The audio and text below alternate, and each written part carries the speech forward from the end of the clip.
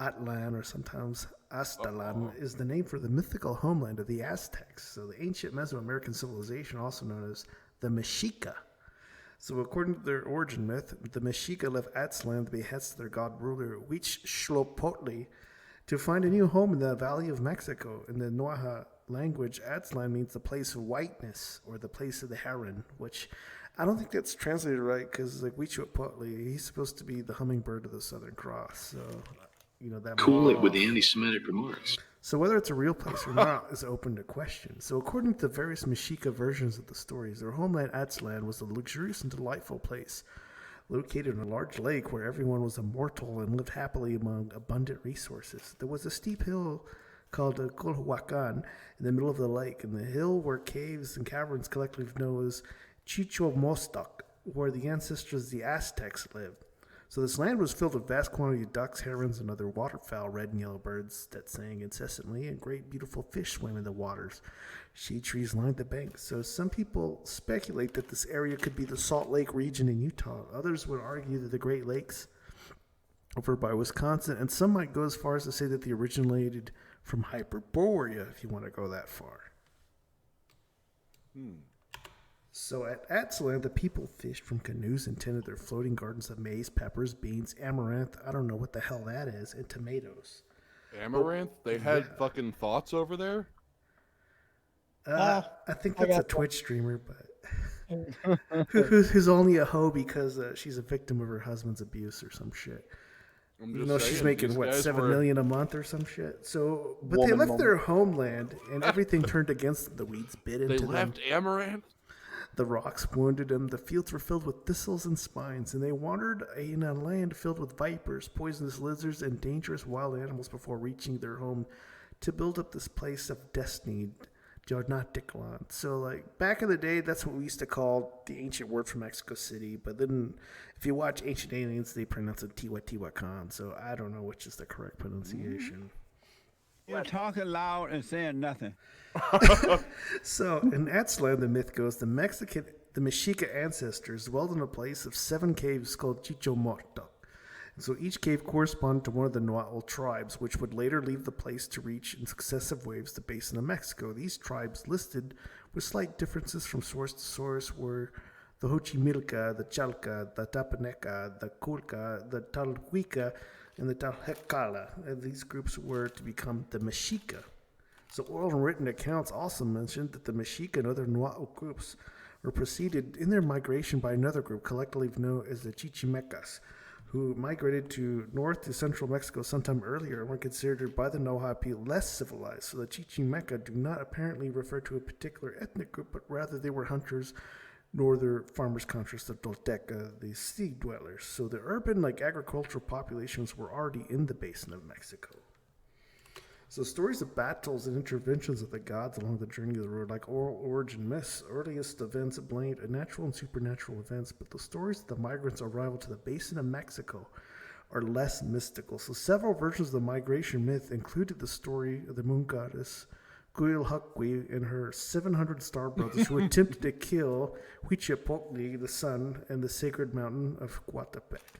So many archaeological and historical linguists support the theory of the occurrence of multiple in-migrations to the basin of Mexico and or the southwestern United States between the 1100 and 1300 CE. So evidence of the theory includes introduction of new ceramic types in central Mexico and the fact that Nahuatl language spoken by the Aztecs and the Mexica is not indigenous to central Mexico. Really? Right. So stories of battles and interventions of the gods, I already read that.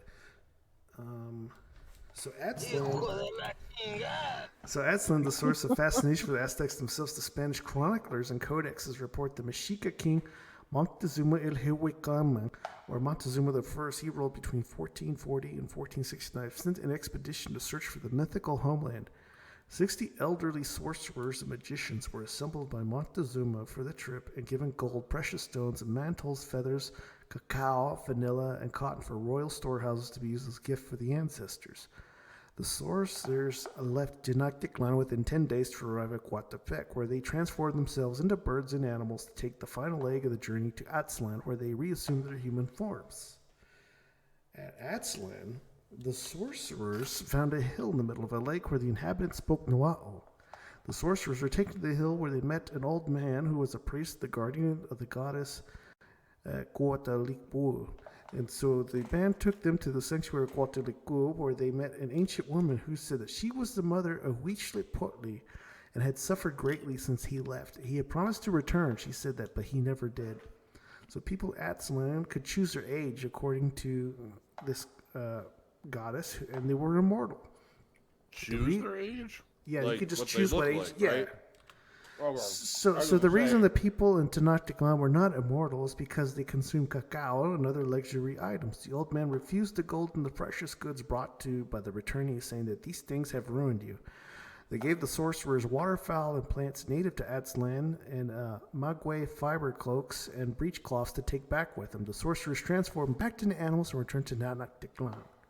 So modern scholars have long debated whether Aztlan was a real place or just a myth. Several of the remaining books left by the Aztecs, called codexes, tell the story of the migration from Aztlan, in particular the Codex Boturini o Tira de la Peregrinación, the tale that also reported oral history by the Aztecs to several Spanish chroniclers, including Bernal Diaz del Castillo, Diego Duran, and Bernardino de Sahagún.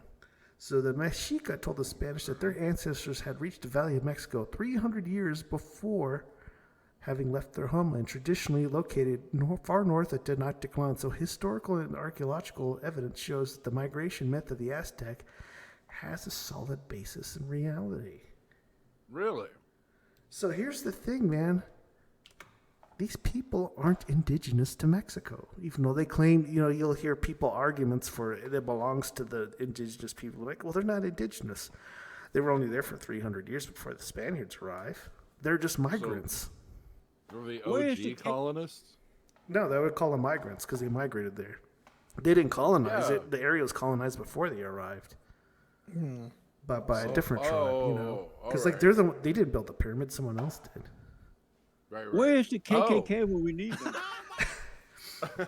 So, in a comprehensive study available to history's archaeologist Michael E. Swift found that these sources cite the movement of not just the Mexica, but several different ethnic groups. Smith's 1984 investigation concluded that people arrived at the basin of Mexico from the north in 4 waves. The earliest wave was non-Nahuatl Chichimex, sometimes the fall of Torlan in 1175, followed by 3 Nahuatl-speaking groups who settled in the basin of Mexico at 1195 and surrounding highlands and valleys at 1220. The Mexica, who settled along with the earlier Aztlan populations, were about 1248, but no possible candidate for Aztlan has been identified.